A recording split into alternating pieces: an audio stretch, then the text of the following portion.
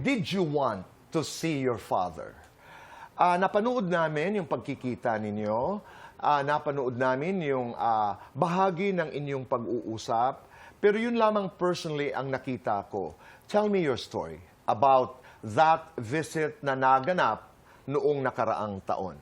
I have been talking to Kuya Kim Atienza. Siya po ang tumulong sa akin para maging posible po ang lahat ng to, and si General Katapang, sila pong dalawa, because hindi pa po allowed na mag-visit talaga sa kanila sa loob ngayon. Pero since 2023, the start of 2023, I have talked to Kuya Kim. Gusto ko sana na on my birthday kami magkikita. April po yun. So, ang tagal, ang layo na nang narating, naging busy na si Kuya Kim, naging busy na din ako. Tapos hindi ako sure kung magiging posible pa siya because nga parang in a way hindi naman sa nag-give up na ako, pero sinusurrender ko na lang talaga kay God na parang if nandyan yung divine timing, it will come. Pero naniniwala din ako na kailangan yung course of action manggaling din sa atin. Hindi tayo pwedeng nangangarap ng nangangarap lang.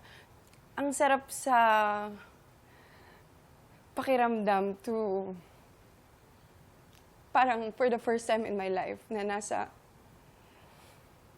arms ako ng father ko. Until now, I still have mixed emotions about it because more than anything, I'm grateful na it happened. Pero yung parang gusto ko pa ng more. Gusto ko pa siyang makasama, gusto ko pa siyang makakwentuhan ko, gusto ko pa siyang mayakap, pero for now, gusto ko na lang maging grateful kasi nangyari siya. And I have to move forward in life. Pero I'm happy na kasama ko yung brother ko, si Silas. First time din nilang mag-meet. And yung photo namin together that I posted on my Instagram, yun yung unang photo naming lahat. And naging maayos siya, naging smooth siya. Yung mama ko, she was very supportive about it. Talagang inaasar niya ako ng paulit-ulit kasi hindi ako makatulog. The night before, hindi talaga ako makatulog. Pinaplano ko kung ano yung mangyayari. Tinatry kong i-direct yung sarili ko kung paano ako makikipag-usap sa kanya. Pero when we were together, I felt so at ease. It was very peaceful, na parang it was meant to happen talaga. Okay. Faith, dito ako mag-uumpisa. Bakit gusto mo siyang makita? Because I love him. I love him a lot. Yung love ko kasi sa kanya nung una, it was coming from a place of longingness. Because he was not, of course, present nung time na yon. I remember before, bata pa lang ako, meron akong imaginary father. Okay. Na kapag pinapagalitan ako ng mama ko or meron akong kaaway, ganyan, kinakausap ko yung imaginary father ko. And alam ko na nung time na yon, At hindi sinasabi siya, mong? na sana kasama ko siya. Nagpapakampi ka? Yes. Parang, kasi nga palaging sinasabi talaga sa akin ni mama growing up na sobrang mahal ako ng father ko, tapos daddy's girl ako. Eh ako wala naman akong recollection kasi nga like 1-year-old pa lang ako, paano ako magiging daddy's girl, di ba? Eh syempre, usually naman, hindi naman sinasabi kong favorite ng mama ko yung brother ko, pero may dynamic kasi sa family na yung mother and son, may kakaiba talaga silang bonding, di ba? So ako, iniisip ko talaga na kailan darating yung time na I would have a moment with my dad. Yung pagmamahal ko sa kanya, it felt like I was really seeking for it. Hindi, parang feeling ko hindi siya normal. Tapos, hindi ko din siya sinishare sa ibang tao. So, lahat siya nandito lang sa loob. Na parang hindi ko alam kung paano ko ipaprocess, kumbaga, nung time na yon. Pero, si God ang naging father ko talaga.